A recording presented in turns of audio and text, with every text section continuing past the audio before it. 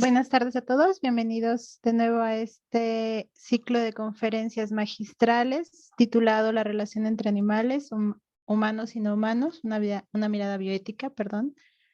Esta es la última sesión de nuestro curso y hoy tendremos a la maestra Valeria Aguilar Sánchez, quien es médica veterinaria zootecnista por la UNAM y maestra en Ciencias del Wild Animal Health por London University Royal Veterinary College. Es responsable del área de medicina y de fauna silvestre en el Hospital Veterinario de la UVM, así como profesora de asignatura de las materias de comportamiento, manejo y bienestar animal y del Seminario de Bioética en la Facultad de Medicina Veterinaria y Zootecnia de la UNAM. Fungió como directora de operación científica y técnica de la Dirección General de Zoológicos y Conservación de la Fauna Silvestre de la Ciudad de México. Actualmente es coordinadora de la especialidad de fauna silvestre de la Facultad de Medicina Veterinaria y Zootecnia de la UNAM. Ella nos va a dar el tema de fauna silvestre. Maestra Aguilar, Hola, buenas tardes, muchas gracias. buenas tardes. Pues si gusta compartir pantalla y Claro que sí. yo me voy a mutear. Muchísimas gracias. Voy a compartir la pantalla, un segundito.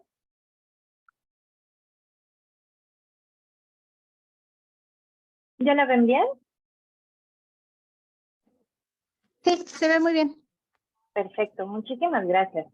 Bueno, pues muy buenas tardes a todas y a todos. Yo les voy a hablar un poquito de la relación entre los animales humanos y no humanos en la parte específica de fauna silvestre. Vamos a ver que hay muchísimos dilemas éticos y pues hay muchísimas cuestiones que platicar. Ahí ustedes me avisan y cómo andamos el tiempo, ¿vale? Por favor. Muchísimas gracias. Entonces, vamos a empezar con algunos cuestionamientos respecto a nuestra relación con la fauna silvestre, ¿no? Y bueno, ahorita definimos a qué nos referimos con fauna silvestre, pero ¿bajo qué condiciones justificaríamos mantener animales en cautiverio, ¿no? De fauna silvestre. Ese sería uno de los cuestionamientos que sería importante pensar. ¿En qué condiciones de cautiverio está mejor un animal? Si con un particular, en un zoológico, en un santuario, en una UMA, o bajo qué condiciones. ¿Bajo qué postura ética se puede fundamentar la conservación de las especies silvestres, todas las decisiones que se tienen que tomar respecto a la conservación? Y si todos los esfuerzos de conservación tienen que ser justamente en vida libre, ¿no? En el lugar de donde son originarios los animales, es decir, in situ. ¿Qué pasaría si los zoológicos dejan de estar abiertos al público? ¿Qué pasa si cierran? ¿Qué pasaría si los zoológicos únicamente pueden tener especies nativas o solamente especies endémicas? Ahorita definimos cada uno de esos términos. ¿Y a dónde deben ir los animales provenientes del tráfico ilegal? Entonces, encontramos que en todas estas preguntas hay posturas que pueden ser totalmente opuestas. Por un lado tenemos una postura abolicionista en donde no se está de acuerdo con tener mascotas, con alimentarnos de animales, no zoológicos, ningún uso de animales, etcétera, ¿no? Y del otro lado, el otro extremo es el uso instrumental total de los animales, en donde no hay ningún tipo de restricción en el uso de animales. La bioética lo que pretende es hacer un balance, ¿no? Estar en algún momento, en algún lugar en medio de estas dos posturas, ¿no? Como para hacer el análisis y llegar a una respuesta fundamentada y bien racional. Entonces, una de las cuestiones sería dónde quedaría la conservación de las especies, porque para conservar especies silvestres, pues se necesita hacer algún tipo de manejo. Ahorita vamos a platicar por qué, ¿no? Entonces, por un lado tenemos cuestionamientos, está en libertad, sí, claro, no hay cuestionamientos éticos, pero hay factores que afectan a la libertad de los animales, ¿no? Cuando viven en vida silvestre. Y bueno, hay procesos naturales en condiciones de libertad, pero hay efectos antropogénicos, ¿no? En cualquier lugar, en cualquier medio ambiente hay afectaciones causadas por los humanos. Por otro lado tenemos el cautiverio, ¿no? Y que, bueno, desde luego de entrada es éticamente cuestionable y tendríamos que analizar como muchísimas de las razones por qué estos animales pueden estar en cautiverio. Entonces, sí, pues uno de ellos es pues que la vida silvestre está afectada, ¿no?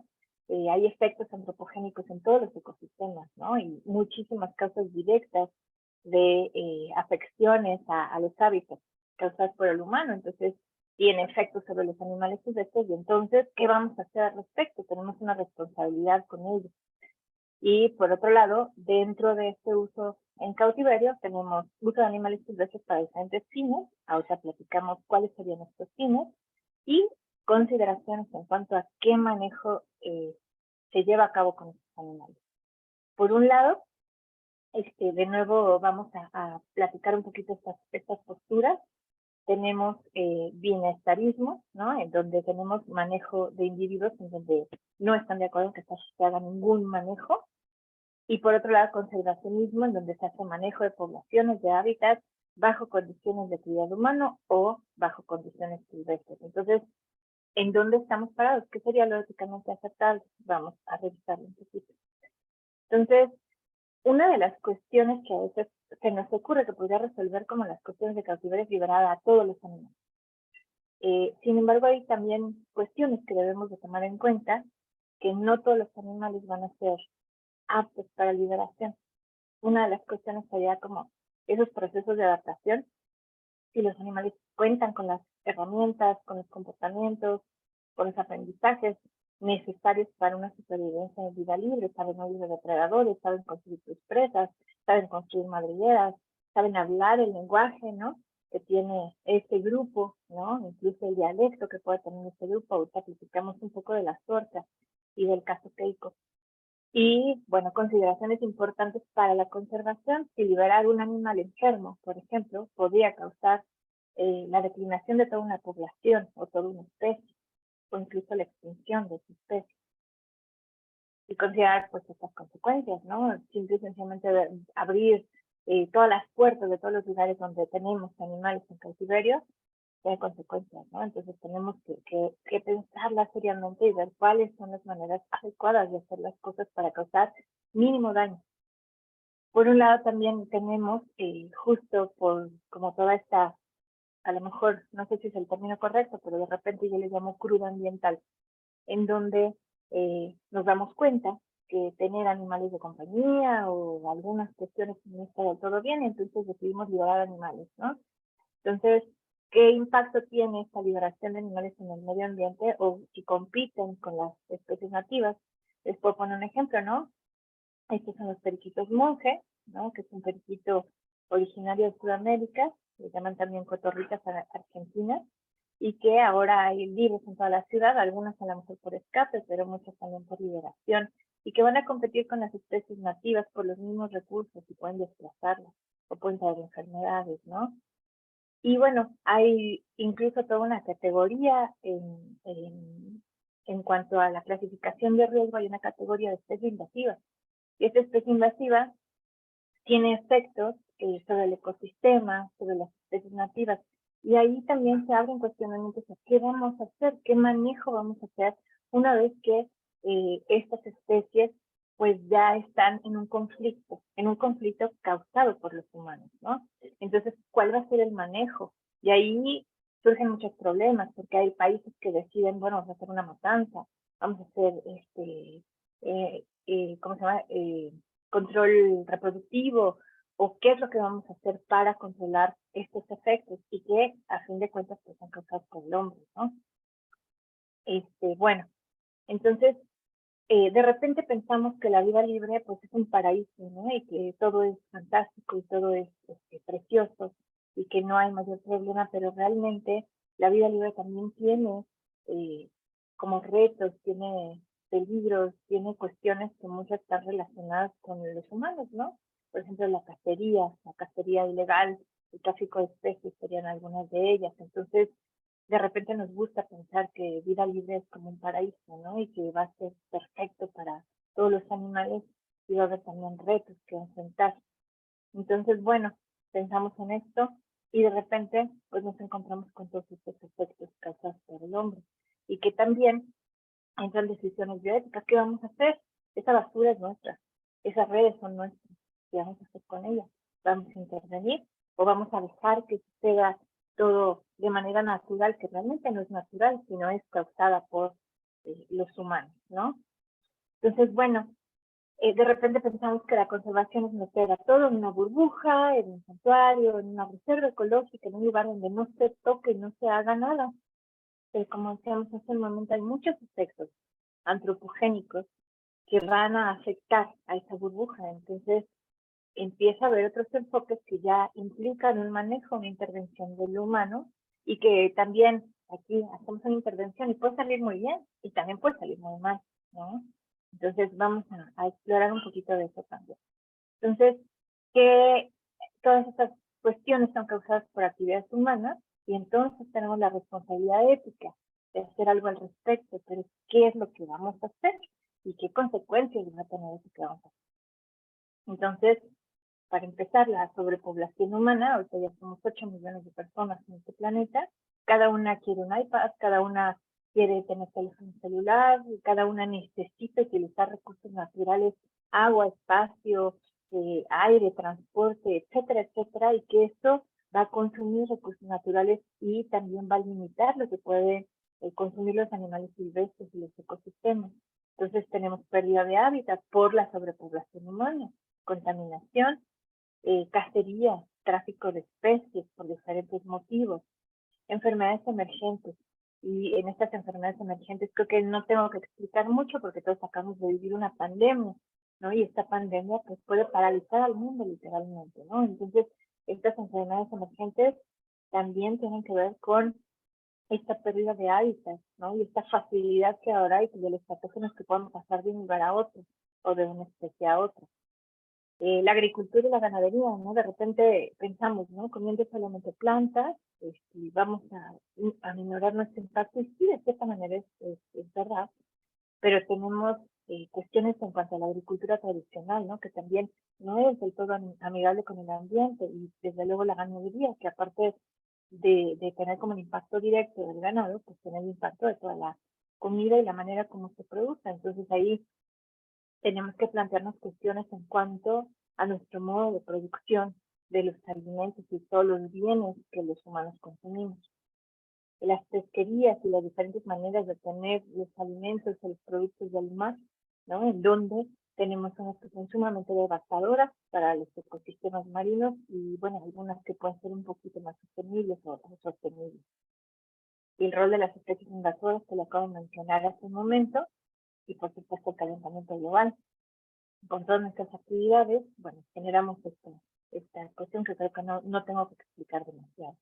Y como consecuencia del hielo de los polos, el aumento del nivel del mar, incluso desaparición de islas pacíficas, ¿no? Con todas las consecuencias, que a lo mejor había una especie que era única para esa isla y que podía desaparecer al desaparecer la isla, ¿no? Entonces, y bueno, la fragmentación les explica un poco este concepto, que es la generación de islas de hábitats que están separadas entre sí. Entonces, ponemos diferentes cosas alrededor, vamos mermando estos lugares y acaba siendo una pequeña islita que queda separada. Entonces, los animales no pueden pasar de un lugar a otro porque hay una carretera, una ciudad, cualquier vía de comunicación. Entonces, pierde este flujo genético de la especie. Entonces, puede llegar a tener muchísimos más riesgos de extinción. Por otra parte, en cuanto a estrategias de conservación para tratar de contrarrestar todo esto que estamos viendo, pues existen, como decíamos, algunas que son como de más intervención, algunas un poco menos, y enfoques para tratar de hacer conservación, ¿no? Uno de ellos sería el enfoque in situ, esto quiere decir en el lugar de origen, en el lugar de donde son originarios los animales o los recursos naturales. Por otro lado, la conservación ex situ, que se refiere a fuera de su lugar de origen. Y bueno, estos enfoques realmente no están peleados, sino que son complementarios. Y esto nos va a llevar a una conservación integrada, entonces haciendo esfuerzos tanto en el lugar de origen como fuera del lugar de origen de los recursos, de los animales, etcétera, pues podemos tener mejores resultados más integrados. Y bueno, dilema, ¿qué hacemos con los animales? ¿Qué hacemos con la fauna? Y bueno, ¿qué tanto intervenir? Vamos a meternos mucho, vamos a hacer mucho manejo intensivo, los vamos a llevar bajo cuidado humano para hacer cierto manejo, vamos a dejarlos totalmente a su suerte, ¿no? A pesar que sabemos que están todas estas causas antropogénicas. ¿Qué hacemos? Que vamos a poner como prioridad un individuo o una especie. Y a veces ahí las decisiones no son nada fáciles, son decisiones de conservación muy complicadas. Claro, cada individuo cuenta para la especie, pero a veces los manejos pueden tener disyuntivas a este respecto. ¿Vale la pena conservar especies aunque el hábitat haya desaparecido o esté degradado o no haya, por ejemplo, la presa que comen normalmente? Eso a lo mejor les puede llevar a consumir otro tipo de presas o tener conflictos con el humano. El cautiverio se justifica para repoblar especies extintas en vida libre. ¿Funciona? ¿No funciona? ¿Cuáles serían estas consideraciones? Y entonces, bueno, sabemos que la conservación es importante para manejar a estas especies, ¿no? Y también hay consideraciones en cuanto a la reintroducción, que no es nada más liberar individuos, ¿no? Liberarlos de donde son originarios, sino hay muchas consideraciones al respecto que ya mencionamos hace un momento. Entonces, ¿qué consideraciones éticas habría aquí?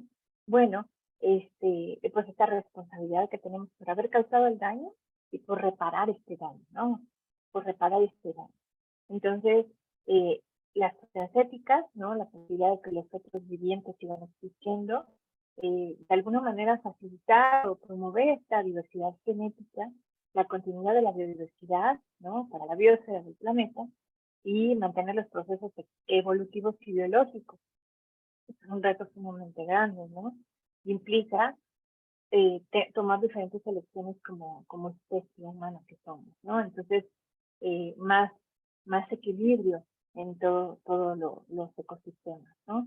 Entonces, el planeta actualmente pues tiene hoyo en la capa de ozono, radiación ultravioleta que tiene efectos sobre las especies silvestres y también sobre los humanos y sobre también los sistemas, los ecosistemas, contaminación global, desertificación, tráfico de especies, enfermedades emergentes, especies invasoras, sobreexplotación de mantos acuíferos por el hombre, ¿no?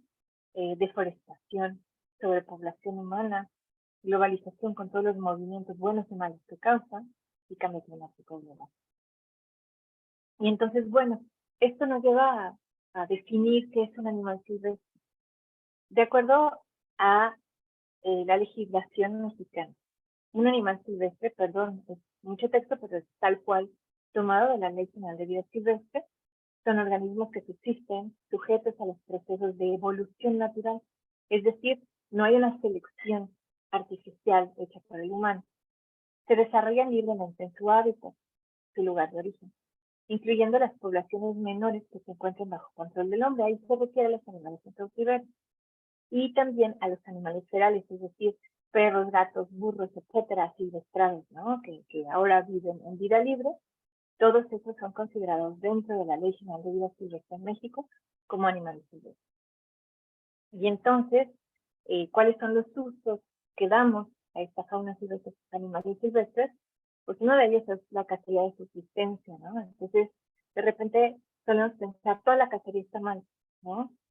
¿Y qué pasa, ¿no? Si se trata de la única manera de sobrevivir de una comunidad, ¿no? O de una persona, y si se trata de una especie que está en peligro de extinción, que es lo que se están comiendo, ¿no? Entonces, necesitamos considerar éticamente qué es lo que pasa, ¿no? ¿Estaría justificado?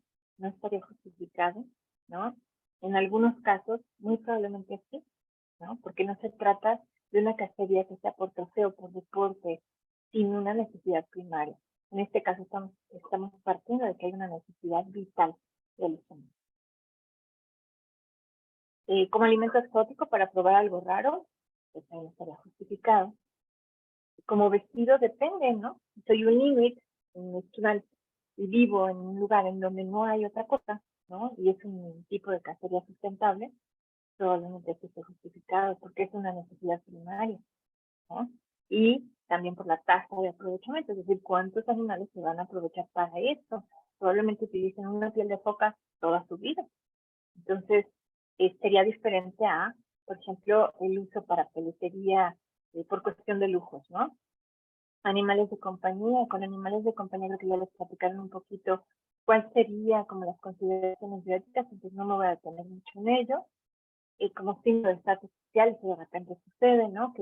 Que hay personas que deciden tener mascotas exóticas, mascotas silvestres, porque, bueno, consideran que esto los separa un poco de las personas que pueden tener otro tipo de animales de compañía. La cetrería de subsistencia, porque también existe, o la cetrería como deporte, o la cetrería como conservación, o la cetrería como mantenimiento para evitar accidentes aéreos, ¿no? Para ahuyentar a las aves. Entonces, también algo como la cetrería tiene diferentes consideraciones de acuerdo a ese todo que tiene el caso bioético. Las aves de ornato, los animales de compañía no tradicionales que ya platicábamos, colecciones zoológicas, ¿no? Y ahí hay de todo tipo. Tenemos privadas, públicas, particulares, con visitantes, sin visitantes. En un momento más lo platicamos, ¿no? Y bueno, ¿qué más podemos hacer con los animales? Bueno, mantenerlos bajo cuidado humano en criaderos, en acuarios, en herpetarios, como productos de comercialización, como un uso de comercialización. Fotografía de fauna silvestre, ¿no? Simplemente safaris fotográficos, etcétera, ya es un uso de la fauna silvestre y tendrá diferentes consideraciones bioéticas, a lo que puede tener un uso totalmente extractivo. Por ejemplo, la selfie, ¿no? Que es fotografía con fauna silvestre y su uso en las redes sociales como un símbolo de estatus o como para situación social, etcétera, y vamos a ver en un momentito más cuáles serían las consideraciones que tiene esto. En centros de rehabilitación, centros de rescate, ¿qué hacemos con animales atropellados, huérfanos, heridos por actividades humanas o simplemente por cuestiones de la propia especie de depredación o competencia con especies domésticas introducidas, etc. ¿Qué hacemos en los centros de decomiso? Colecciones biológicas, ¿no? Que son, por ejemplo, estas colecciones donde se tienen animales o partes derivados para estudios, para investigación científica, ¿no? ¿Cuáles serían las consideraciones biológicas ahí, ¿no? Dependiendo la colección, cómo se hace, los métodos de muerte, ¿no? Que creo que también ya platicaron un poquito de ello, habría diferentes consideraciones bioéticas. A lo que voy con todo esto es que no podemos cortar todo con la misma piscina, ¿no? Cada uno de los casos va a tener diferentes consideraciones, por lo tanto, el juicio ético sería diferente. La medicina tradicional, el uso de animales por etnias en donde se utilizan como medicina, pero incluso religiones que utilizan animales como sacrificio, y ahí, bueno, una de las consideraciones más importantes es el método de muerte y la obtención de estos animales, entre muchas cosas que vamos a ir discutiendo, y en un ratito más que tengamos la sesión de preguntas, igual podemos ahondar en el asunto. Entonces, bueno, como en todo nuestra relación con los animales tenemos que considerar el bienestar animal, que no significa lo que yo crea o lo que yo piense que está bien o está mal, sino que es una ciencia, es medible, es cuantificable y que tiene ciertas definiciones que es muy bueno acotar. Entonces designa el estado físico y mental de un animal en relación a las condiciones en las que vive y muere. Y esto aplica para vida silvestre, para bajo cuidado humano y bajo todas las modalidades de ese cuidado humano. La diferencia es que, bueno, nosotros tenemos como una mayor responsabilidad al tenerlos bajo cuidado humano.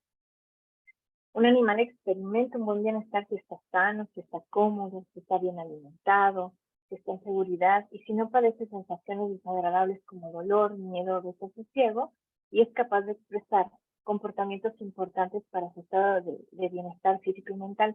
Pero fíjense qué interesante, esta definición es un poco absoluta y ya decíamos hace un momento que los absolutos no necesariamente van a resolver los problemas bioéticos. Y una de las cuestiones es que bajo ninguna circunstancia vamos a estar 100% libres de estrés, ¿no? O 100% libres de peligro, de enfermedades, a pesar de medicina preventiva o de lo que sea. Entonces, no hay como una cuestión absoluta, ¿no? Y de hecho, el bienestar puede cambiar de un día para otro, de un momento para otro, ¿no? A lo mejor me duele la espalda y entonces eso hace que mi bienestar sea diferente al día de ayer, que no me dolía tanto, ¿no? Entonces, esto es un gradiente, esto puede ir cambiando de acuerdo a las condiciones del animal y no necesariamente va a ser lo mismo para uno que para otro y no es necesariamente cuestión de opiniones, ¿no? Entonces, bueno, un buen bienestar requiere medicina preventiva, prevenir enfermedades, cuidados veterinarios adecuados, refugio, manejo, nutrición, un entorno estimulante y seguro a la misma vez, una manipulación correcta y una buena muerte, una eutanasia, una matanza incluso de manera humanitaria. Esto es como lo define la OIE.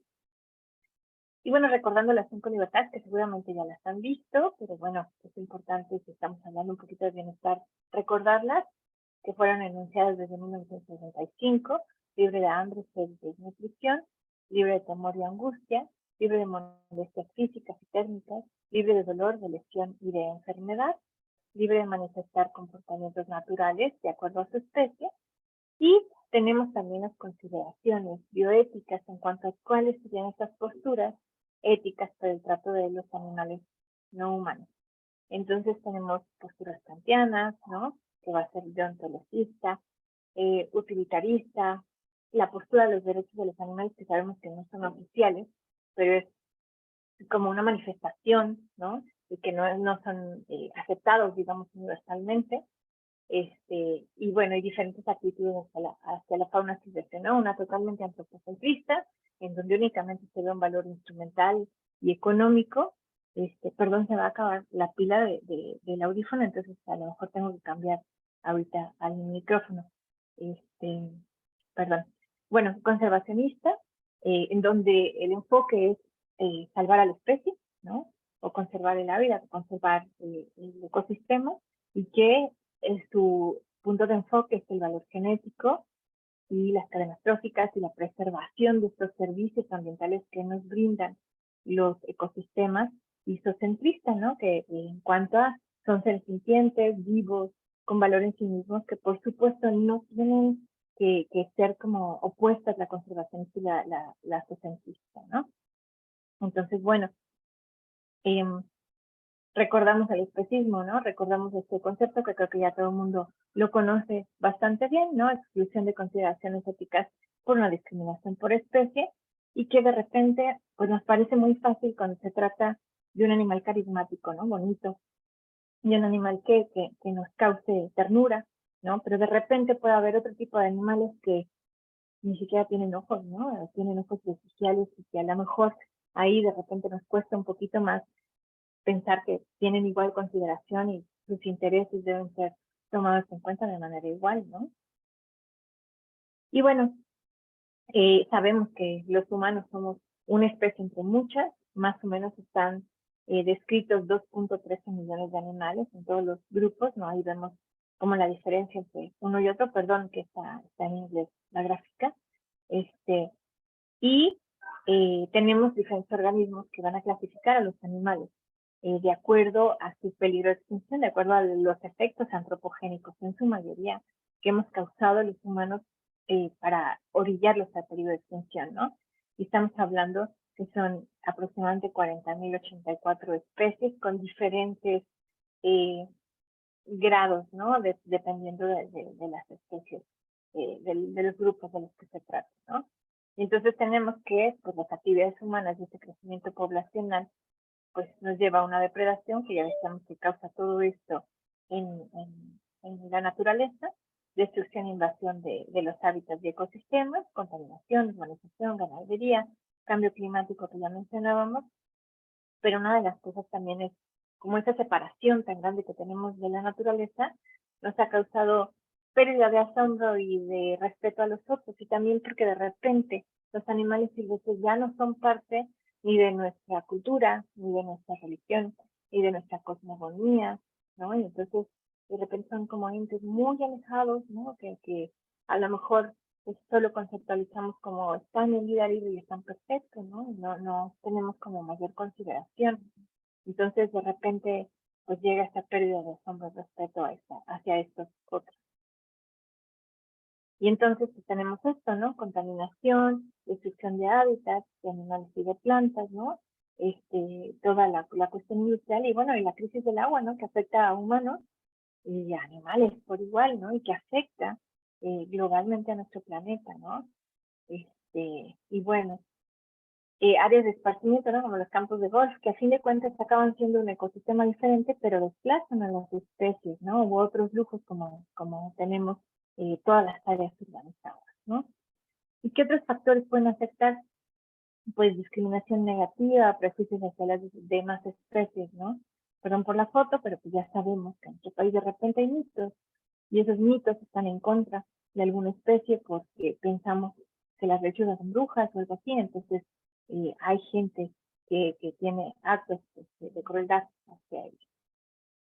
Entonces, bueno, ¿cuál es la solución? ¿Cuál es la solución a estas amenazas en contra de la biodiversidad? Bueno, de repente pensamos que está muy fácil, ¿no? O que, por ejemplo, hacer híbridos con otra especie tendría como algún valor para la conservación, y la realidad es que no. Lo de arriba es una mezcla de burro con cebra, y el de abajo es un lider, que es un tigre con león, que realmente pues no va a poder participar en ningún. Perdón, ¿me escuchan? Sí. Ok, perfecto, perdón, continúa, es que se acabó la pila. Bueno, entonces decíamos que un liger no puede tener ninguna reintroducción ni puede participar en programas de conservación y que no puede ser liberado, ¿no? Entonces, ¿qué hacemos con estos animales que son híbridos y que no pertenecen a ninguna de las especies, ¿no? Y que en ocasiones pueden incluso tener problemas de comportamiento en el sentido en que pueden ser impredecibles, ¿no? Como en el caso de los híbridos de camello con llama.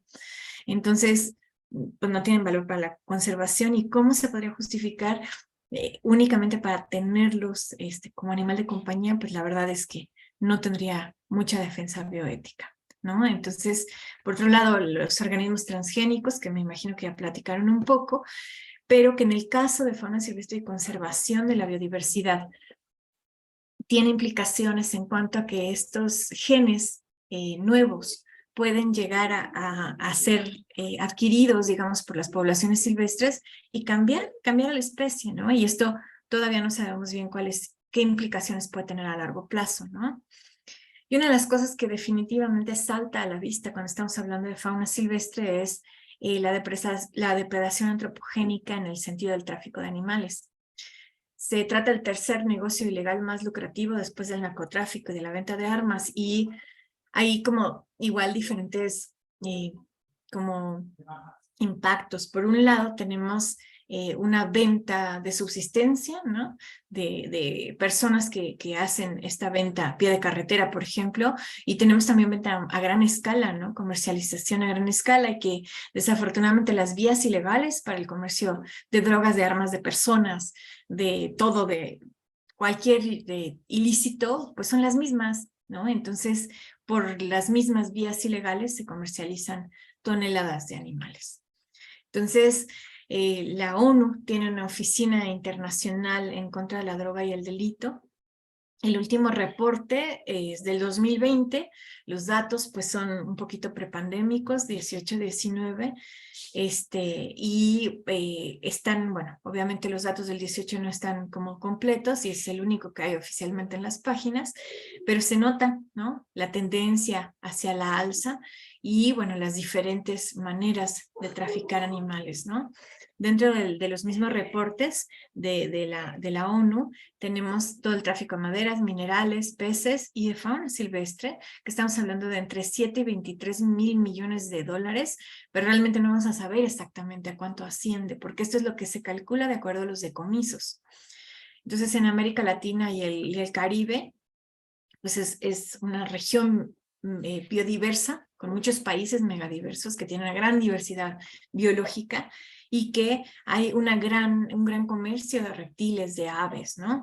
Entonces, ¿cuáles son los productos ilegales que ingresan a Estados Unidos y se incautan? Zapatos, huevos, carne, plumas, pequeños productos de piel, productos medicinales, especímenes científicos, conchas de moluscos, animales vivos y animales muertos, ¿no? Entonces, aquí plantea como algunas cuestiones de reducción del problema, ¿no? Que tienen que ver con políticas, con acciones y, pues, por supuesto, con educación ambiental. Y tenemos que ahora este tráfico ha trasladado a los medios digitales, ¿no? Y entonces, desde las plataformas de redes sociales o diversas plataformas, pues sucede el tráfico de especies, y uno de ellos es el pangolín. Esta es una especie asiática y africana cuyo comercio aumentó impresionantemente entre el 2010 y 2015 con grandes decomisos de animales completos, partes, derivados o, por ejemplo, las escamas, ¿no? Entonces, aquí es como una gráfica en donde nos habla un poco de qué tanto, o sea, qué se trafica y cuál es el porcentaje, ¿no? Entonces, palo de rosa, ¿no? Partes de elefante, reptiles, ¿no? Y por acá están el resto de las especies. Eso también es de estos estudios que hay respecto al tráfico, y aquí lo que nos está diciendo un poco es el grado más bien el estatus de conservación de las especies de acuerdo a la clasificación de la Unión Internacional de la Conservación para la Naturaleza, en donde nos habla de en peligro crítico, vulnerables, amenazados, de menor preocupación o datos deficientes, ¿no? Y los porcentajes en cuanto a vertebrados que están dentro de alguna categoría de riesgo en cuanto a aves, en cuanto a mamíferos, ¿no? Anfibios y reptiles, ¿no? Entonces, bueno, tenemos pues que a fin de cuentas este consumo de fauna silvestre está motivado por muchas cosas, ya decíamos muchos mitos, por ejemplo, aquí eran aproximadamente 80,000 huevos de tortuga marina, una noticia en donde pues hizo la incautación, pero bueno, se hizo la incautación y cada uno de estos huevos ya no va a ser una tortuga marina, ¿no? Ya no va a eclosionar como alimento exótico, ¿no? Por estas supuestas propiedades que puedan la gente pensar que tiene.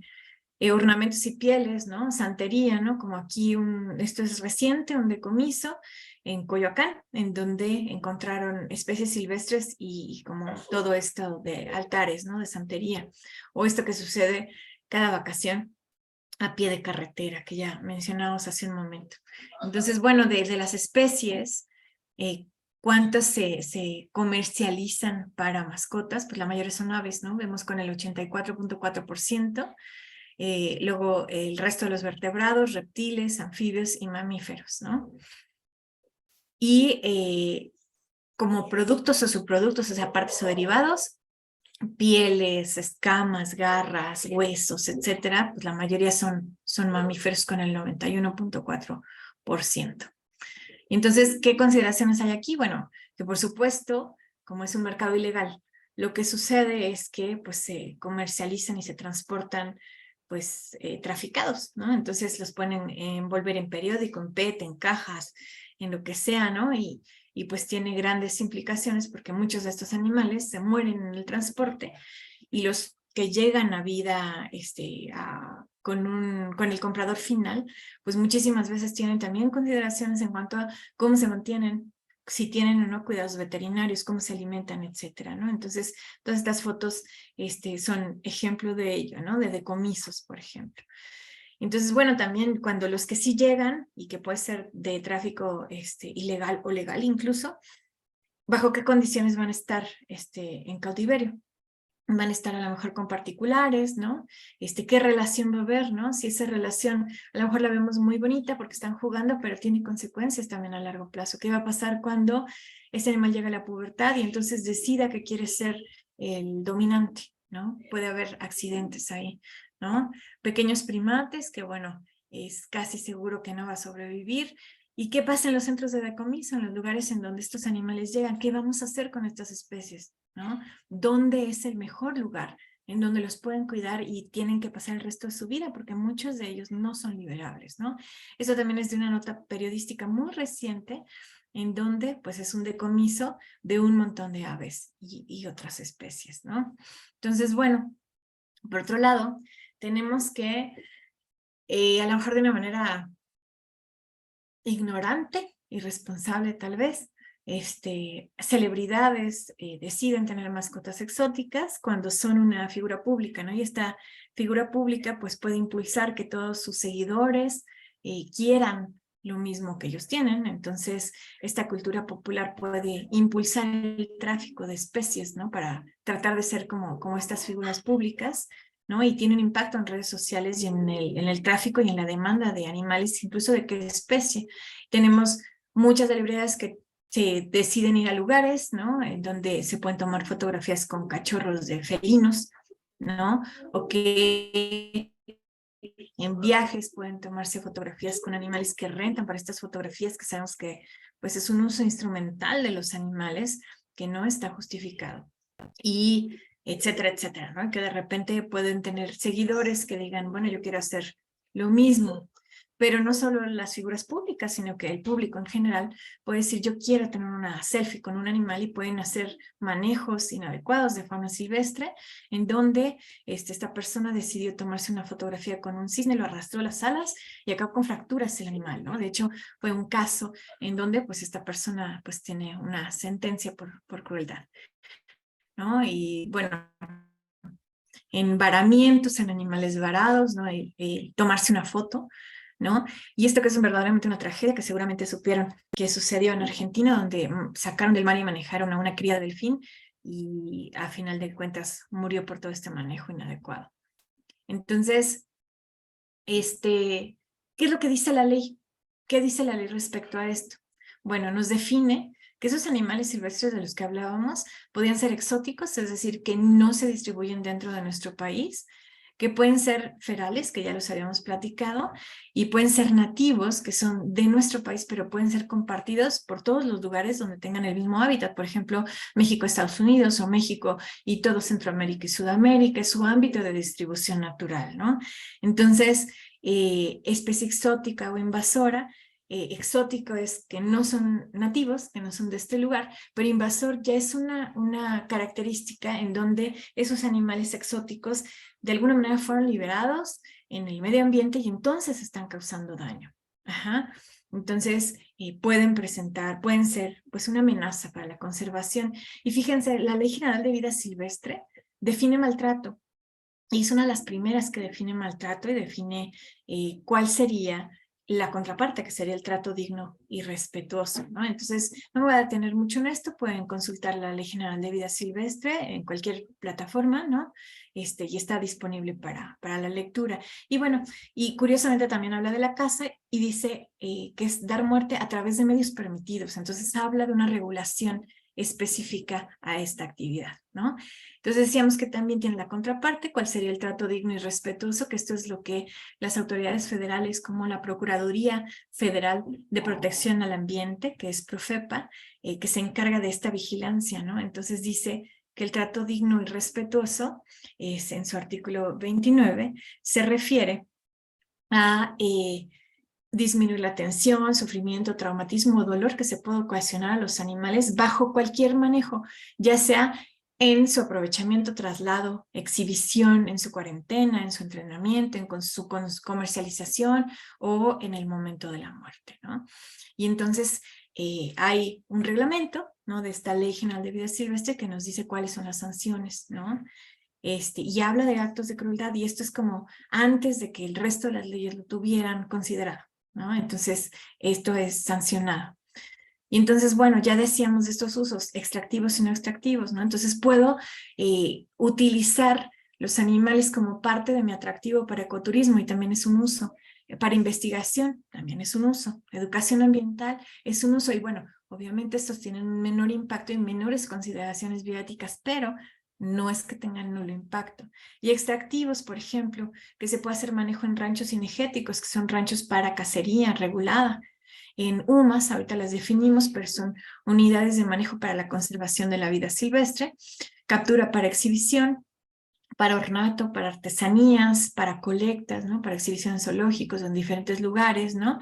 Y que pueden salir de vida silvestre y llegar a ex situ, y depende qué es lo que se haga. Una vez que estos animales llegaron a cuidado humano, entonces sería en criaderos zoológicos, acuarios, circos y espectáculos.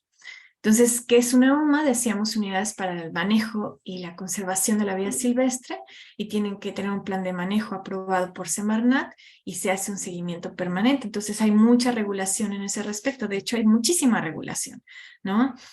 Mucha inspección en ese respecto, y claro, no vamos a tener como el mundo ideal en todos los lugares en donde se maneja fauna silvestre, ¿no? ¿Cuál es el objetivo? Bueno, en un inicio el objetivo de las UMAS era el desarrollo sustentable, dar alternativas. ¿Para qué? Para minorar el tráfico de especies silvestres, ¿no? Y para dar opciones económicamente y socialmente sustentables para las personas que vivían en donde están los recursos naturales, y promover como esta diversificación y que no se utilizara todo nuestro país para agricultura y ganadería tradicionales, sino hacer una diversificación. Hasta ahí suena muy bien, ¿no? Entonces, trata de hacer conservación dentro de estas estrategias, ¿no? Con uso racional, planificado y ordenado. Entonces, suena súper bien. Sin embargo, bueno, no necesariamente en todas las sumas está todo mal ni tampoco todo bien. Entonces, esta conservación de hábitat, hay lugares donde sí sucede y gracias a que se maneja como UMA y no se taló todo para hacer una explotación pecuaria, por ejemplo, o ganadería, se conservan, ¿no? Y se conservan las especies y los procesos y pueden tener diferentes maneras de diferentes objetivos, ¿no? Restauración, protección, mantenimiento, recuperación, puede ser para reproducción como los criaderos, repoblación para reintroducción de especies, para investigación, rescate, resguardo, rehabilitación, exhibición, recreación, educación ambiental y aprovechamiento sustentable. Entonces, como hay tantos objetivos y es tan diverso, pues dependerá cada una de las sumas cuál sea su propósito y cómo lo está haciendo. Entonces, en estas unidades de manejo para la conservación de la vida silvestre, tenemos actividades extractivas y no extractivas, como decíamos hace un rato, comerciales, no comerciales de fotografía, ¿no? De exhibición, de conservación, etcétera, ¿no?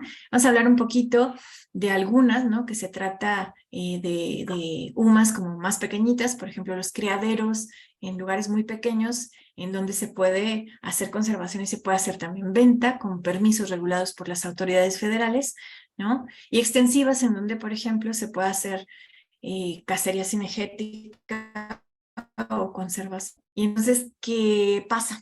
Bueno, pues que en la suma, sobre todo en los ranchos cinegéticos, pues tenemos consideraciones en cuanto al método de muerte, ¿no? Que es balazo, y dependerá de qué tan ducho sea la persona que disparó, si va a ser una muerte rápida o va a ser una muerte lenta, o va a ser cómo, ¿no? Entonces, la mayoría de los cuestionamientos bióticos tienen que ver con eso y también con el uso, ¿no? No es subsistencia, no es para que coma, sino que es un trofeo. Entonces, pues ahí estas consideraciones son importantes, ¿no?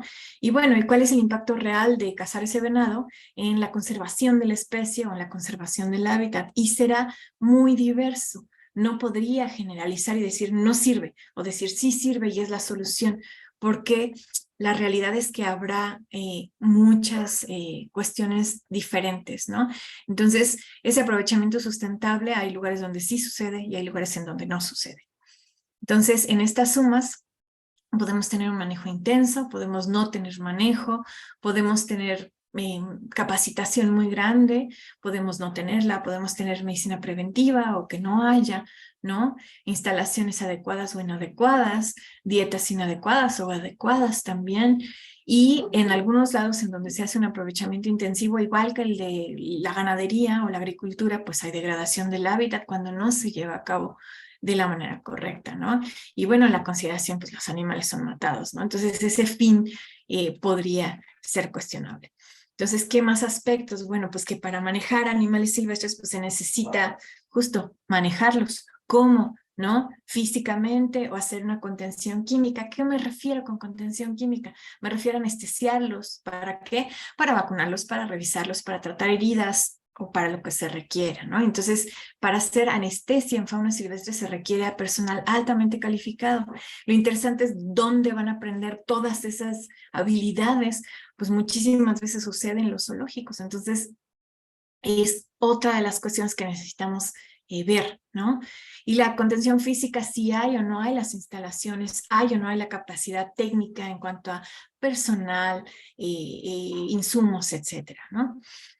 Entonces, en ranchos cinegéticos, pues el objetivo es la conservación, el cambio de esta ganadería tradicional que es totalmente devastadora para el medio ambiente, y entonces desplaza a las especies a esta visión de a lo mejor cambiar y utilizar de otra manera los animales que tiene, por supuesto, consideraciones bioéticas. Y bueno, su objetivo de control de caza furtiva, en vez de que cacen cualquier animal y maten al semental y lo dejen a la manada sin macho, pues escoger, ¿no?, cuáles animales pueden matar, que no es pues del todo justificable, ¿no? Va a tener atenuantes y va a tener agravantes.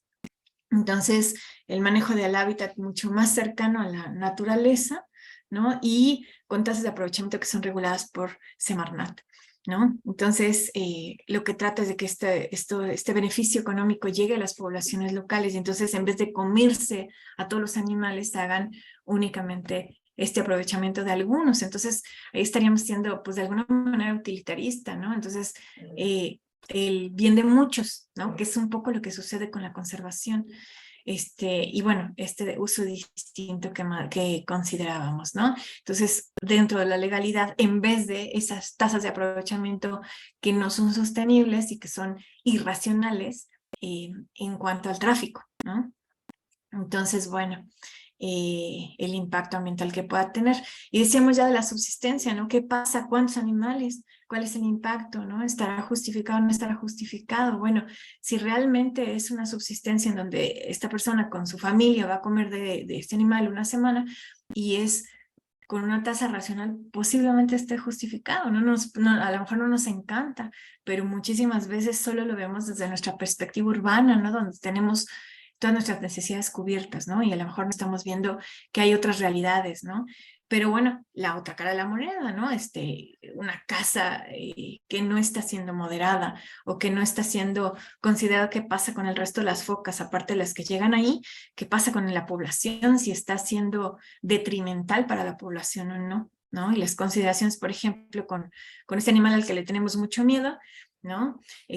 Pero que pues es utilizado como alimento, como medicina tradicional, ¿no? Entonces tenemos que considerar si es vital, si es un interés vital del humano y un interés vital del animal, o si es algo secundario, ¿no? Que si es deportivo, qué beneficios reporta y si es justificable o no, y qué pasa si no lo hacemos. A lo mejor en este escenario, pues sí pasa, ¿no? No comen, y a lo mejor en la cacería deportiva sí. Como mascotas, buen origen, capacidad de mantenerlos económicamente, instalaciones, dieta, qué tanto sabemos de la especie y qué tanto no, qué va a pasar cuando sea grande, cuántos años vive, el compromiso, las horas de trabajo, lo que le tengo que dedicar, qué pasa cuando deja de ser novedad. ¿Qué pasa con esas modificaciones conductuales? ¿Ya es un animal que se puede reintegrar a la naturaleza y lo liberamos y va a vivir feliz? ¿O es un animal que se va a morir? ¿No? Entonces, ¿qué pasa con esa liberación de mascotas? Y, de nuevo, liberamos y entonces las especies introducidas, todos estos daños que decíamos que puede causar a otras especies, al ambiente o introducción de enfermedades, ¿no? Y cómo pasa al final de su vida, ¿no? ¿De qué manera sucede esto?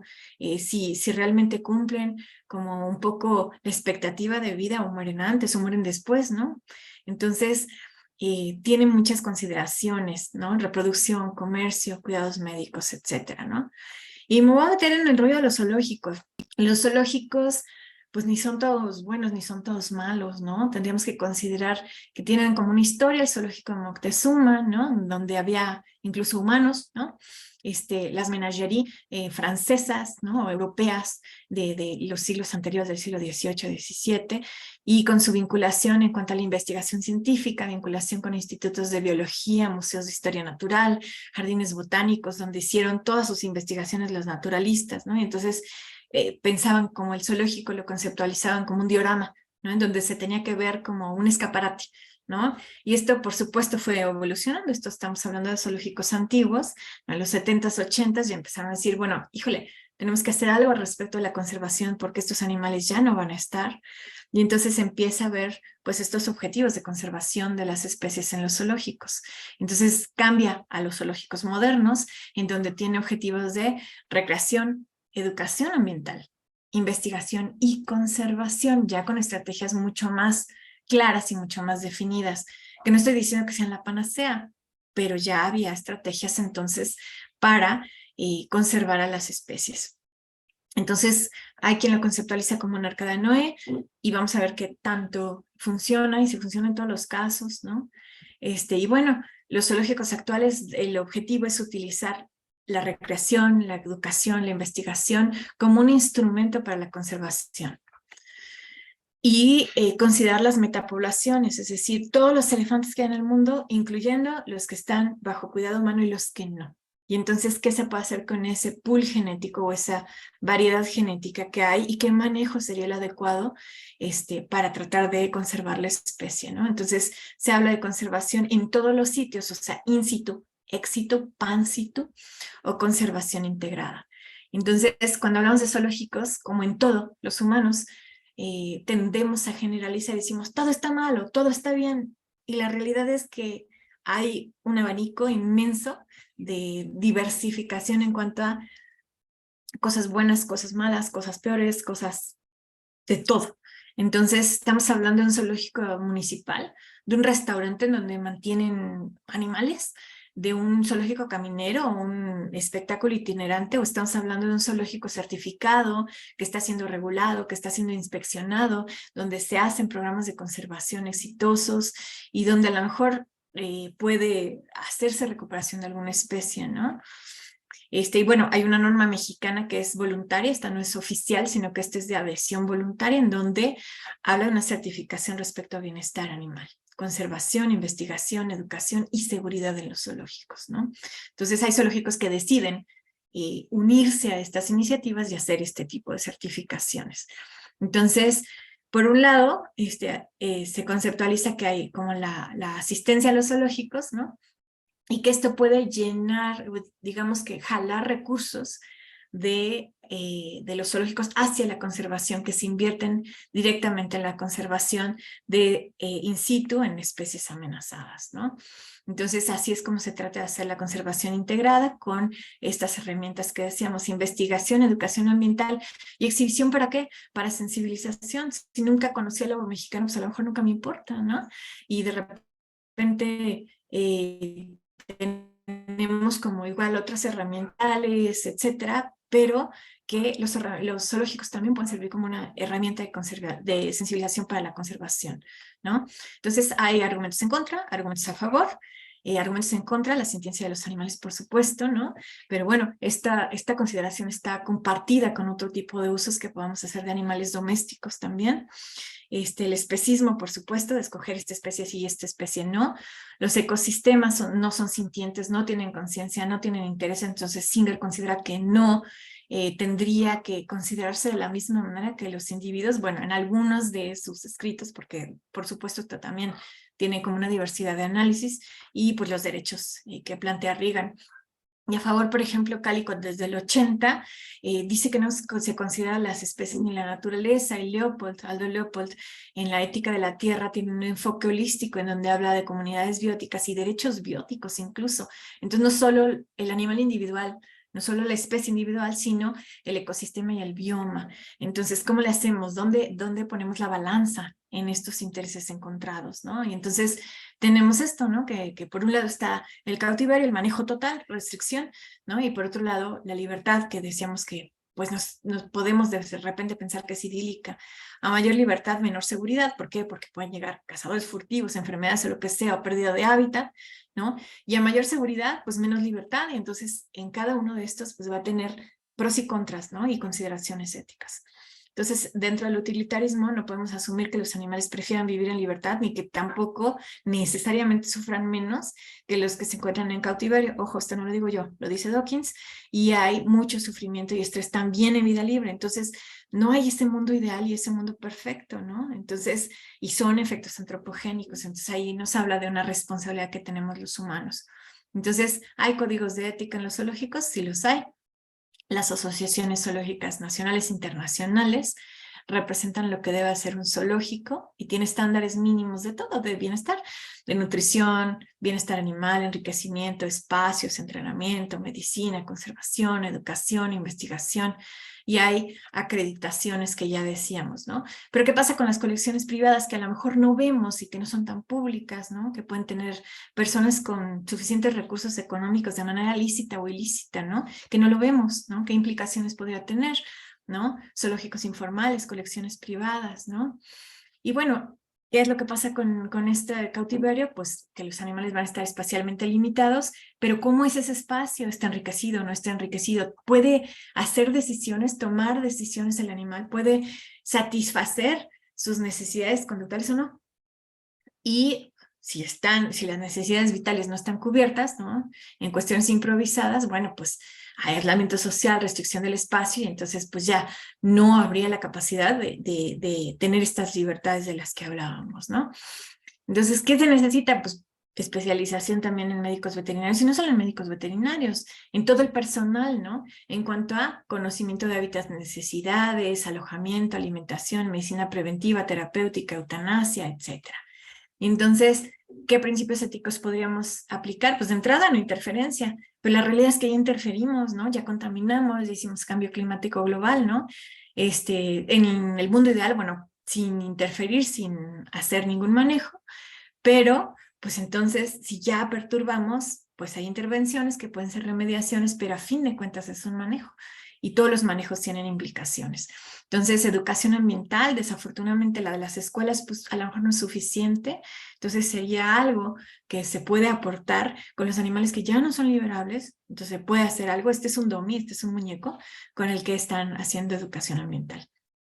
¿Y qué pasa con los santuarios? Que realmente son UMAS. En México son colecciones, ¿no? Así es como están reglamentadas, y que hay quien considera que van de una jaula a otra de diferentes características, y que no necesariamente todos van a ser pues ese paraíso idílico en donde los animales no tienen ningún problema, sino que hay problemas también, ¿no? Entonces, santuarios, de acuerdo a las leyes mexicanas, solo son áreas naturales protegidas. No me voy a echar todo este rollo, nada más para que les ponga el contexto de que en México la Ley General del Equilibrio Ecológico y Protección al Ambiente define que un santuario es un área natural protegida, ¿no? Para especies nativas y endémicas. Entonces, aquí tenemos unas instalaciones, ¿no? De un tipo, y acá tenemos otras instalaciones. ¿Cuál es el santuario y cuál es el zoológico? De repente pensamos, pues no, pues este es el zoológico y este es el santuario. Entonces, tampoco todos son malos, todos son buenos, sino que hay de nuevo un abanico de manejos, de capacidades, de instalaciones, de consideraciones éticas. Entonces, ¿qué consideraciones hay en los santuarios? Bueno, el origen de los animales son decomisos, son donaciones, son comprados. Y en los zoológicos lo mismo, ¿no? Si son reproducción interna, si son decomisos, son intercambios o son comprados, ¿no? Animales confinados, pues también en los dos. No debería haber reproducción en los santuarios porque en teoría, pues ese es como uno de los objetivos, y en los zoológicos tiene que ser para recuperación de especies, ¿no? No hay programas de conservación en la mayoría de los santuarios hasta donde yo sé, y en los zoológicos debe haber programas de conservación y de educación ambiental. En los santuarios puede haber personal sumamente calificado, ¿no? Y en los zoológicos tiene que haber, ¿no? Pero también podrían haber. Y bueno, en los zoológicos muchas veces hay como toda la gama de personal capacitado. En los santuarios no, como no hay una asociación, una regulación específica, pues no necesariamente son los mismos estándares de manejo en todos ellos. Y en los zoológicos acreditados sí hay estándares internacionales. En México tienen que ser tanto unos como los otros. Y la cosa con los santuarios es que algunos van a tener escrutinio del ojo público, y todos los zoológicos tienen escrutinio del ojo público, ¿no? Y hay revisiones periódicas de las autoridades. En santuarios no hay intercambios, en zoológicos sí puede haber intercambios, tanto para conservación como para otros fines. Y también los zoológicos reciben y rehabilitan ejemplares del tráfico ilegal. Entonces, al principio nos preguntábamos, ¿qué hacemos con esos animales? ¿Dónde los mandamos? Pues dependerá el zoológico y dependerá el santuario, ¿no? Y de repente algunos santuarios pues solían hacer como esta cuestión de fotografías de fauna silvestre, ¿no? Y bueno, el uso de redes sociales es distinto entre unos y otros. De delfinarios no voy a hablar mucho, hubo una prohibición el 5 de mayo del 19, ¿no? Y bueno, hay las consideraciones en cuanto a acuario y vida libre, pero saber que existe regulación en la norma 135/2004 y que es inspeccionada por Profepa, ¿no? Entonces, actualmente no se puede comercializar mamíferos marinos ni de subsistencia ni comercial en México, ¿sale? Entonces, ni menos en espectáculos. Casos de éxito, sí hay. Por ejemplo, el hurón en patas negras no es el hurón que se mantiene como animal de compañía. Las poblaciones declinaron debido a la erradicación del perrito de la pradera, entonces ahí tenemos como un efecto de rebote, y estuvo extinto en vida libre. 18 hurones fueron los que dieron lugar a la nueva población y se liberó junto con un programa de conservación del perrito de la pradera, y actualmente pues hay más de 300 en libertad. Otro caso de éxito, el programa de recuperación del lobo mexicano, también en los 50, 60, es un programa muy eficiente de erradicación. Posteriormente inician los trabajos de recuperación de la especie con 3 líneas diferentes, 2 en Estados Unidos, una aportada por el Zoológico San Juan de Aragón en México, que enriquece a la genética de estos animales y que a través de más de 35 años de esfuerzos se ha logrado la recuperación del lobo mexicano, al grado que ahora pasó de probablemente extinto en el medio silvestre a peligro de extinción, es decir, de un paso atrás en la extinción. Y a veces decimos, no, es que tiene que ser que todos los zoológicos conservan a todos los animales. Híjole, este programa se tardó 35 años en lograrlo, no es algo que funcione tan rápido, ¿no? Y es el esfuerzo de muchas instituciones, de muchas personas, y es de 2 naciones, ¿no? Binacional, lo mismo que con el cóndor de California, ¿no? Que a lo mejor es un animal menos carismático. Solo quedaban 22, hay diferentes clanes, se hizo una recuperación y ahora hay cóndores en libertad, ¿no? Y otros casos en otros países, el oryx de Arabia, ¿no? En otros zoológicos donde se han hecho recuperaciones y que pues es valioso, ¿no? Se está recuperando las especies, ¿no? Entonces, diferentes ejemplos. Entonces, bueno, ya decíamos los fines lucrativos y las consideraciones en criaderos y sitios de comercialización. Ya mencionamos esto, me parece que no es necesario como reiterarlo, pero lo que sí es que, bueno, las expectativas a veces al adquirir animales de compañía no son como muy claras, o no sabemos cuánto tenemos que invertir o cuáles cuidados deben de tener, y entonces pues el bienestar tiene menoscabos, ¿no? Entonces, lesiones, desnutrición, enfermedades, aburrimiento, ¿no? Falta de enriquecimiento del ambiente, manejos inadecuados, etcétera, ¿no? Entonces, pues ahí tendremos que considerar cuánto va a crecer, dónde la voy a alojar, cuánto dinero tengo, cuánto tiempo tengo, etcétera, ¿no? Entonces, todas estas consideraciones que seguramente ya platicaron un poquito antes. ¿Y qué pasa con los animales carnívoros? ¿Qué pasa cuando hay un animal rescatado de estos, o es una mascota, o está en un herpetario o en un zoológico? ¿Y qué pasa con la alimentación con presas vivas? Bueno, pues tiene consideraciones bioéticas para la presa y para el depredador, ¿no? Entonces, es interesante, ¿no?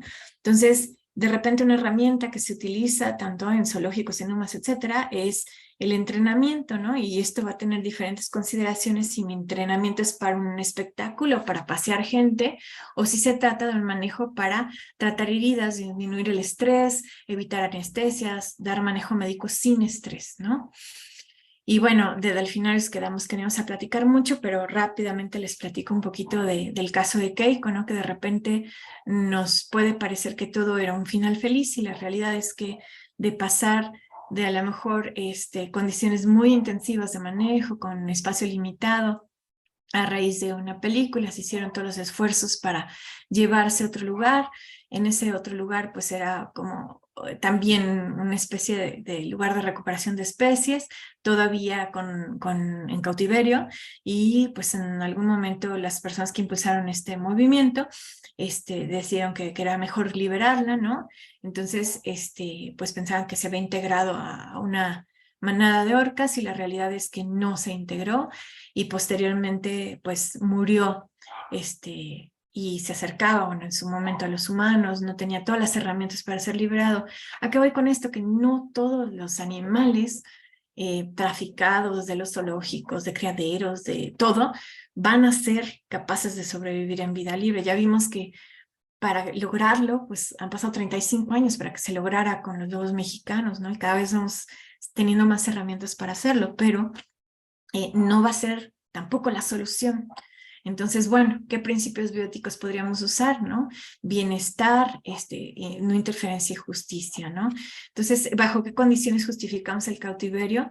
Pues brindando bienestar, ¿no? Dando las condiciones adecuadas y que se vean de alguna manera beneficiados. Y ahí tenemos beneficiado a quién, el individuo o la especie, ¿no? Entonces, bueno, leyes y normas, ya les platiqué de algunas de estas, pero hay normas en donde se regula, por ejemplo, el estatus de conservación, como la 059, la Ley de Protección a los Animales del Distrito Federal, que a lo mejor algunos y algunas de ustedes conocen. Si no, bueno, podemos darles por ahí una buscadita, ¿no?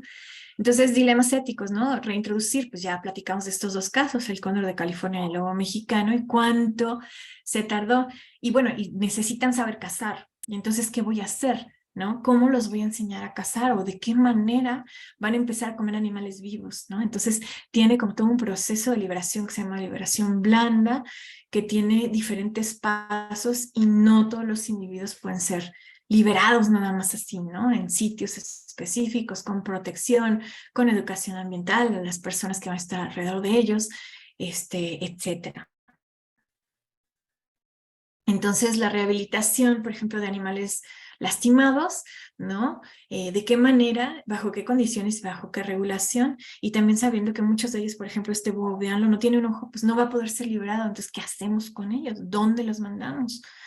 Entonces, ¿qué pasa? Pues que algunos animales criados a mano, por ejemplo, pues pueden tener una identificación con el humano y pensar que es su mamá y entonces acercarse a los humanos de más, y entonces eso ya no les permite hablar el idioma de su especie o sobrevivir en vida libre, ¿no? Capacitación y buenas intenciones, ¿no? A lo mejor tenemos muy buenas intenciones y poca capacitación, entonces ahí podría haber problemas de bienestar. ¿Qué objetivo tiene? ¿Liberación, no liberación? ¿Dónde va a vivir? ¿Qué va a pasar? ¿Cuánto va a crecer? ¿Quién va a pagar? ¿De dónde salen esos recursos? ¿No?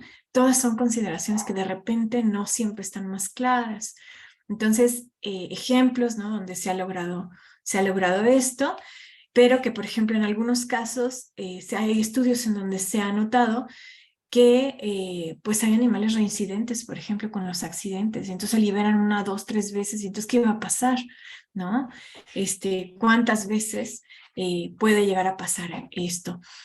Entonces, hay diferentes porcentajes de éxito, por ejemplo, en derrames petroleros, que es una actividad antropogénica, y varamientos, perdón, ¿no? Y cómo vamos a reaccionar en este sentido, ¿no? Entonces, bueno, ¿por qué rehabilitar? Pues por responsabilidad, porque son efectos antropogénicos, ¿no? ¿De qué manera? Bueno, de la manera que podamos de alguna manera garantizar la supervivencia, ¿no? Hay diferentes objetivos, ¿no? Diferentes regulaciones en diferentes países, pero muchos de estos animales, la realidad es que se van a quedar como animales de educación ambiental o se van a quedar dentro de alguna UMA. Entonces, ¿qué principios podríamos aplicar? Justicia distributiva, no maleficencia, mínimo daño, proporcionalidad, justicia restitutiva en caso de haber sido privados de la libertad o destruido y dañado el hábitat. Entonces, estos diferentes manejos de los que hemos hablado van a tener estas consideraciones, ¿no? Justicia, ¿no? De repente a lo mejor está muy fácil considerarlo en un animal carismático y bonito, pero una rata, de repente a lo mejor nos puede costar un poquito más trabajo considerar sus intereses y respetarlos de la misma manera. Entonces, un humano se comporta éticamente bien cuando trata a los otros vivientes con la misma reverencia que tiene por sí mismo y cuando está dispuesto a ayudar a todo el que lo necesite. Muchísimas gracias. Muchísimas gracias, maestra. Si tienen alguna duda, por favor, pueden levantar la mano y les pediré que se desmuteen. Elvia Reyes, por favor. Denme un segundo porque estoy tratando de dejar de compartir la pantalla. Perdón. Ok. Edman. Sí, Ok. buena tarde. Buena tarde. Adelante. Sí, bueno, quería hacer un comentario y al mismo tiempo una pregunta. Sí. Hace unas semanas en el INIPAP, está en Coyoacán, unos trabajadores tuvieron en cautiverio a un tlacuache. Ajá. Esto fue porque alguien de limpieza se quejó de que pues tira la basura, cosas que cualquier otro animal haría, ¿no? Un gato, qué sé yo. Pero en este caso, por ser de Tlacuache, pues me parece que este trabajador se quejó con, no sé, su jefe o algo así. Total que alguien de la administración dio órdenes de que lo atraparan y y estuvo en una jaula muchas horas, este tlacuache, bueno, pues, mal alimentado ahí en un rincón en lo que decidían qué hacer. Se sospecha que hasta pudo haber, no sé, tenido un final diferente, solo que alguien se dio cuenta y a mí se me hace increíble que no se sabe cuál es el protocolo, o sea, ¿qué se hace en este caso? O sea, si en estas dependencias, en donde, digo, a un lado de la Semarnat, en donde, vaya, o sea, en este lugar no se sabe qué hacer, pues entonces a la redonda cómo estamos, ¿no? Entonces ya por ahí alguna persona movió a otra y finalmente se acercaron con la persona que dio la instrucción y desistió y entre como que renuente, pues dijo, bueno, o sea, déjenlo, no llévenlo, pero denme una solución de que yo tengo un problema y el problema es que el tlacuache viene y ensucia, que a mí se me hace ridículo porque pues no ensucia más de lo que cualquier otra persona lo haría, ¿no? Y ridículo, o sea, es fácil cambiar hasta los contenedores, qué sé yo, pero tener al animal así, en este lugar, y que también muchas personas alrededor, profesionistas, o sea, no muestran la inconformidad, o sea, tuvieron que ser personas que ni con formación de biólogos, ¿no? Sino trabajadores, vaya, que lo vieron injusto, entonces pues se movieron, acudieron tal vez ya con alguien más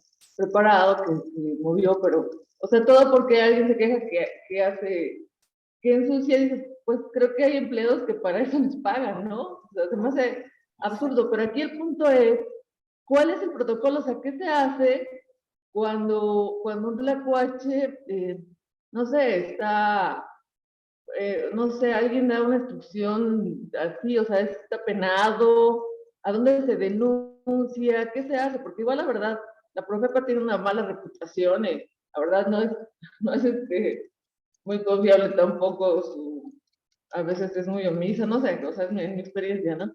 Pero, ¿qué se hace? ¿Qué se hace con esto? Yo sé que es una especie, vaya, se invadió su hábitat, o sea, ahí en Coyoacán, o sea, se invadió y ahora resulta que él es el que molesta al humano, ¿no? Entonces, ¿qué se hace? ¿A dónde se acude? ¿Quién se llama? ¿Qué podemos hacer en un caso así? Cuando se ve que alguien decide pues, enjaular un animal y tal vez hasta matarlo, ¿no? Poner veneno, qué sé yo. Gracias, es eso. Gracias, Silvia. Es un caso complejo y te puedo dar respuestas como desde diferentes puntos de vista. Desde el punto de vista legal, la única autoridad que podría hacer como algún manejo, tomar alguna decisión respecto a un animal silvestre es Profepa. Y ahí, un poquito también por eso les platiqué de trato digno y respetuoso, a pesar de que pueda no ser un animal que tenga un gran peligro de extinción, se habla del trato digno y respetuoso. Entonces, si no se está proporcionando, se está incurriendo en un delito, ¿no? Ahora, la otra respuesta sería educación ambiental, ¿no? Necesitamos en la Ciudad de México conocer que convivimos más allá de que con otras personas y mascotas, con fauna silvestre, ¿no? Y aprender a respetarlo, claro. Ahí habría que hacer como un montón de educación ambiental y habría que ponerse de acuerdo bien de qué manera lograrla, ¿no? Sensibilización, no solo educación ambiental, sino lograr esa sensibilización para ese respeto al otro.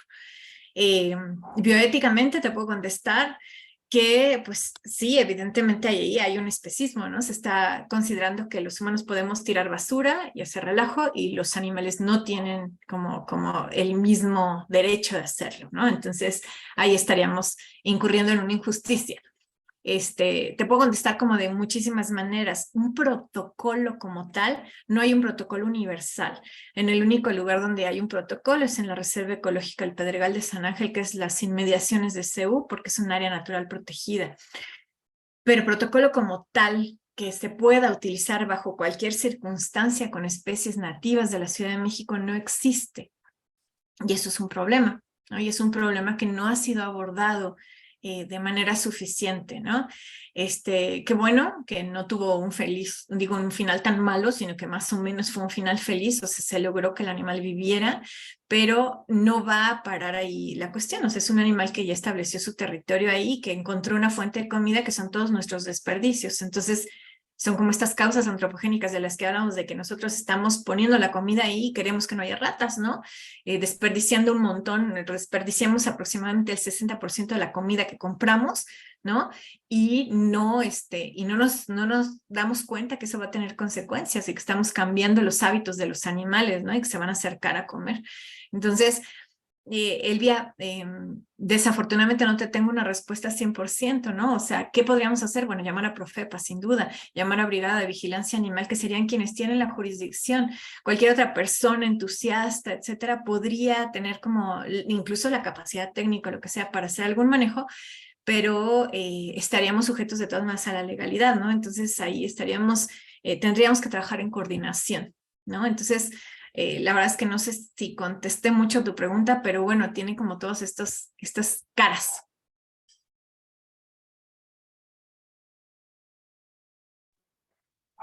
Gracias. Por favor, Jenny Méndez Moreno.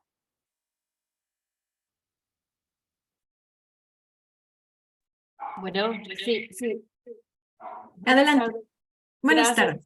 Antes que nada, pues muchas gracias por su presentación. Estuvo muy interesante, pero sí me gustaría, con todo respeto, hacer ahí una precisión respecto a una de las láminas que decía, hablaba del sacrificio de animales. Bueno, de acuerdo a algunos de los cursos que bueno, he tenido la oportunidad de tomar en el programa universitario de bioética de la UNAM, se dice que, bueno, no es correcto decir sacrificio de animales, ¿no? Las palabras correctas son eutanasia o matanza, ¿no? De animales, porque los animales no se dan un sacrificio, ¿no? Ellos de manera voluntaria, pues lo consienten. Eso sería por un lado, con todo respeto. Y el otro sería que creo que no está justificado de ningún modo ni la caza de animales, ni tenerlos en zoológicos, ni como diversión, ni como ecoturismo, ni como esparcimiento, porque les causa mucho estrés a los animales, ¿no?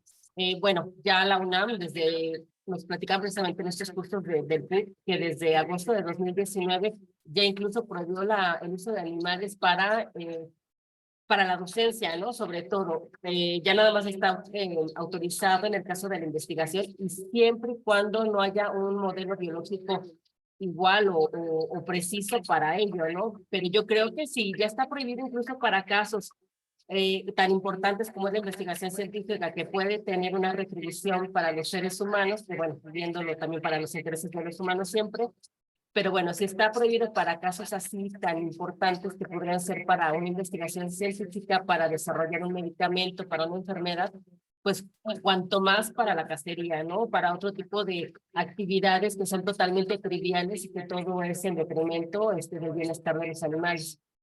Y muchísimas gracias, ese sería todo mi comentario. Gracias por su presentación. Muchas gracias, Jenny. Utilicé el término sacrificio de manera intencional, porque también el sacrificio tiene como esta implicación de sacrificar hacia las deidades, y me refería en específico al sacrificio en rituales como la santería, el vudú, en ese contexto, que por supuesto es ilegal, ¿no? Y por supuesto va en contra de todos los principios éticos, etcétera. Entonces, conozco bien la norma oficial mexicana 033 y conozco sus definiciones, pero lo utilicé en el sentido de estos sacrificios rituales de animales que están prohibidos, son ilegales, son crueldad, son maltrato, pero suceden, ¿no? Entonces, un poco para que empezáramos a considerarlo. Eso en cuanto a la primera parte de tu comentario. La segunda parte en cuanto a la cacería, bueno, pues sí, estaría en principio de acuerdo contigo, pero la realidad es que de todas maneras va a suceder como toda esta cacería de subsistencia, ¿no? La carne de monte que le llaman. Entonces, ¿de qué manera vamos a poner como intereses primarios y secundarios, ¿no? Que es a lo que me gustaría que a lo mejor consideráramos. Y Jenny, también en cuanto a la tercera parte de tu comentario, me gustaría nada más que consideráramos que no todo lo que sucede en la UNAM es universal, ¿no? Ojalá que algunas de las cosas fueran, pero hay muchas universidades, hay muchos centros de investigación, hay muchos tipos de investigación que se pueden hacer con los animales, ¿no? Entonces habrá las que sean sumamente invasivas, dolorosas, lesivas, y habrá investigaciones que sean observacionales, en donde únicamente se recogieron pelos y excretas y que no necesariamente son una gran intervención. Entonces a eso un poco me refería a cómo se hace la investigación. O sea, por supuesto esa investigación extractiva de sacar a los animales de su hábitat, meterlos en un ambiente totalmente artificial, etcétera. Bueno, pues son diferentes las consideraciones que si yo fui al medio ambiente, recogí pelos y voy a hacer un estudio de genética, ¿no? Entonces, ahí mi punto sería, Jenny, que tenemos como igual una diversidad de usos en cuanto a la investigación científica, ¿no? Y unos van a ser como muchísima más justificables o a lo mejor tendrán más atenuantes y otros definitivamente no.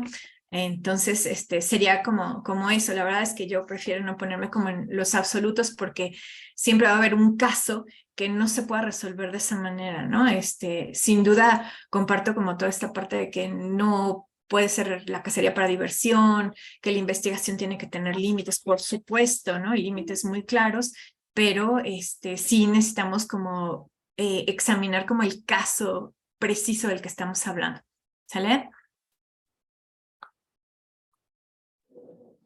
Ok, muchas gracias. ¿Alguien más tiene alguna pregunta? Por favor, pueden levantar la mano.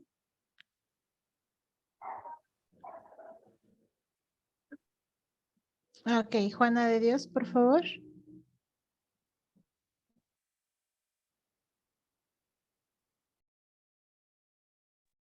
¿Ya me escuchan? Buenas tardes a todos. Buenas tardes.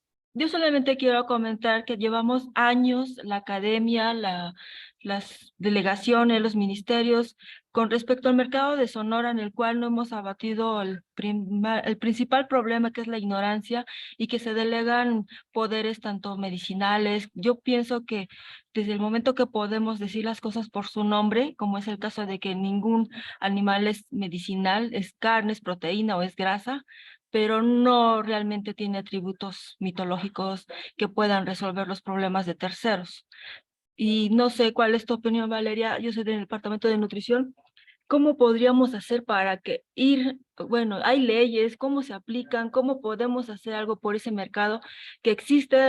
Todo el mundo sabe que desde animales domésticos, fauna silvestre, exóticos, para lo que gusten y manden, por catálogo, sin catálogo, y es algo de la impunidad que siempre ha reinado. Gracias. Muchísimas gracias, Juanita. Tienes toda la razón, ningún animal posee propiedades curativas para los humanos. Desafortunadamente todavía vivimos con muchísimos mitos, tradiciones que no están fundamentadas en la realidad, pero que igual dependerá como mucho del nivel sociocultural, ¿no? Y del acceso que tengan a la información real. Y eso pues nos implica un gran compromiso hacia la educación y la sensibilización del público en general, ¿no? De la gente en general, para cambiar esas actitudes, ¿no? Y pues desmitificar todo esto de los búhos son brujas y esto tiene tal propiedad y que fomenta todas estas cuestiones de abuso, ¿no? De animales en el sentido del tráfico. En cuanto a lo que dices de este centro de comercialización, fíjense que es bien interesante en el mal sentido, porque hay por ahí como un aprovechamiento de un vacío legal que existe, porque los mercados son jurisdicción de las alcaldías.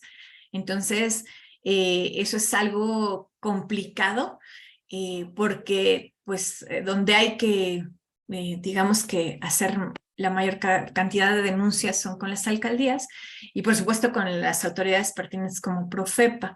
Ahora está el marco legal, ¿no? El marco legal en cuanto a el trato digno y respetuoso a las especies, ¿no? Y como las condiciones de bienestar que no existen en estos centros de comercialización, etcétera, ¿no? Pero el problema es como muchísimo más grande. El problema es más grande en el sentido de que estos comercializadores y las vías ilegales pues están vinculadas a todas las demás vías ilegales. Entonces, ahí es donde empiezan las limitantes en cuanto a qué tanto se van a meter las autoridades y qué tanto no se van a meter las autoridades. una de las cuestiones en las que podríamos nosotros desde nuestra preocupación bioética hacer hincapié es en la educación. En la educación y desde luego una de las cuestiones más importantes es que sin denuncia no se persigue ningún delito. Entonces, si no tenemos esa cultura de la denuncia por las vías pertinentes y de la manera adecuada, no se va a poder lograr que suceda nada. Entonces a lo mejor nos inconformamos, hablamos mal de o nos quejamos o opinamos, pero si no hacemos esas denuncias directas, no hay como una acción legal que siga, ¿no? Entonces, yo creo que ahorita es el momento en que la sociedad civil tiene como muchísimo mayor fuerza y que podría impulsar pues algún cambio en esto y que la verdad es que yo confío que las cosas están cambiando, tienen que cambiar y tiene que también cambiar como toda esta parte de la comercialización de animales domésticos, silvestres, legales, ilegales y todo, ¿no? Entonces, muchísimas gracias por las consideraciones, Juanita. Muchas gracias. Tenemos una pregunta en el chat que dice que si hay alguna propuesta para incluir estos temas en los libros de texto y de esta manera ir educando a la población. Esta pregunta es de René Francisco Basso Quevedo. No que yo conozca una propuesta formal, sin embargo, pues yo creo que a lo mejor nos podríamos acercar a diferentes grupos para hacer una aproximación a la SEP, ¿no? Que yo creo que sería importante. Pero bueno, yo tengo una hija en edad escolar, ¿no? Y justamente estaba sorprendida porque todavía en los libros de texto, en el 2022, habla de recursos naturales renovables y no renovables, cuando sabemos que pues, los renovables tienen un límite y ya sobrepasamos ese límite y no está esa consideración. Entonces, de repente esa actualidad sería importante. Ahora, lo que veo en la educación básica es que está un poco, dependerá mucho del enfoque de la escuela, dependerá de la maestra, pero por lo menos a título personal, yo te puedo decir que sí he dado algunas pláticas en escuelas, ¿no? En estos respectos. Y bueno, por ahí creo que Verónica habla de esto, ¿no? De algunos libros, sería padrísimo si nos compartiera a todos, pero sí, entre más hablemos de esos temas, entre más se acerque, como decíamos hace un rato, al público en general, será más socializado con los niños, con las niñas, ¿no? Con todas las infancias y pues podremos promover que se entienda de otra manera, ¿no? La consideración ética a los animales. Sí, de hecho, Verónica, si puedes activar tu audio, por favor. Hola, ¿qué tal? Buenas tardes. Buenas tardes, Verónica, ¿Sí me gracias. escuchan bien? Sí, Verónica, gracias. Ay, muchas gracias. Pues primeramente, pues muchas felicidades por esta ponencia. Todas las ponencias de este periodo me han parecido totalmente interesantes y excelentes. Y como comentaba el compañero, pues, y usted, pues es esa apuesta a la educación, ¿no? Lamentablemente, pues, dentro del sistema que nos rige, que es la SEP, pues falta un enfoque sobre bioética y sobre el bienestar animal, pero bueno, yo soy trabajadora social y pues me enfoco mucho con niños también y pues dentro de esta búsqueda y obviamente el cambio social que yo quiero generar, pues me he puesto a buscar algunos libros. Hay uno muy bueno que se llama La ciudad de las esfinges, de el autor Jaime Alfonso Sandoval. Habla un poquito sobre el uso que le damos nosotros a los animales, pero desde una postura, ¿cómo podría decir? Al revés, de que los animales pues terminan siendo, bueno, más bien terminan utilizando a los humanos y pues muestran los distintos escenarios en los cuales pues nosotros tenemos a los animales, como el caso de animales de compañía, de caza, para nuestro consumo y alimentación, entre otros tipos. Ese es un libro, y el otro igual se llama La tienda del señor Rigo. Ese está como un poco más enfocado a la tenencia responsable de animales de compañía. Y obviamente estos dos libros son del mismo autor. La verdad es que se lo recomiendo mucho. Y pues con esto cierro mi participación y muchas gracias. Muchísimas gracias, Verónica. Será también cuestión que estos libros los leamos y los acerquemos a las escuelas, ¿no? A lo mejor, de repente de regalo de Navidad les podemos regalar unos libros, ¿no? Entonces, podrían ser bien recibidos. Claro que sí. Muchas gracias. Creo, bueno, no sé, Jenny, ¿tienes otra vez alguna Levantaba la mano. pregunta o comentario? Sí, es que no sé si no lo ha bajado.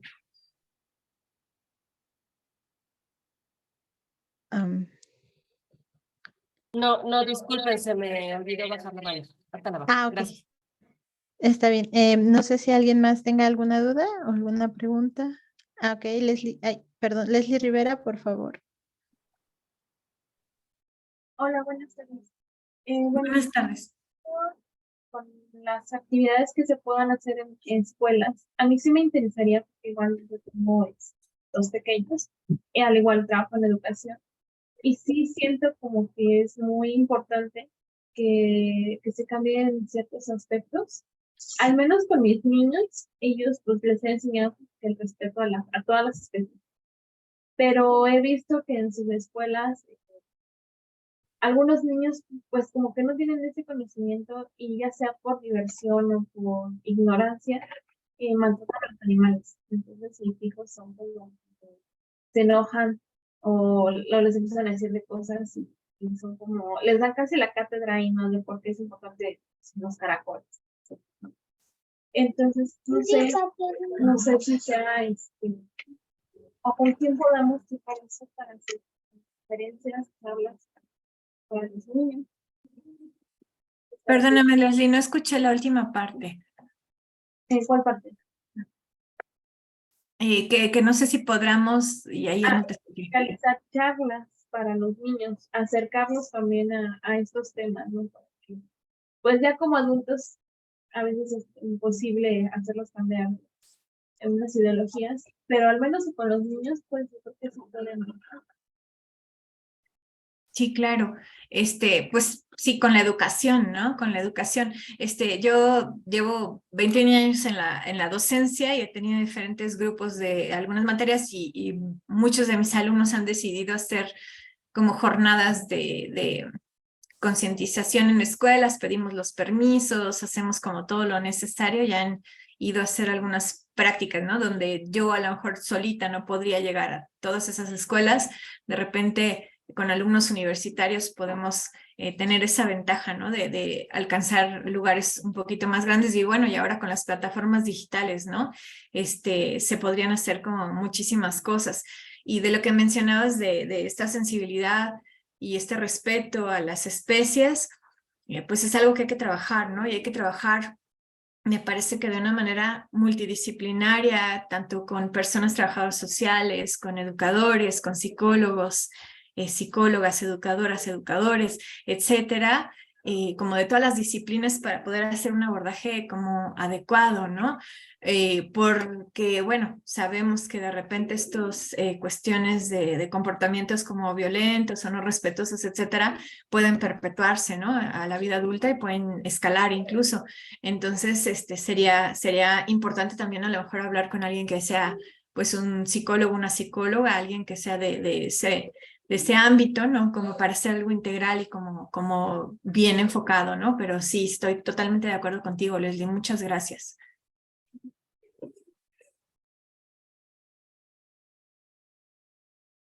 Muchas gracias. Tenemos, bueno, algunos mensajes en el chat agradeciendo su ponencia. Tenemos todavía 10 minutos por si alguien tiene alguna duda más o algún comentario.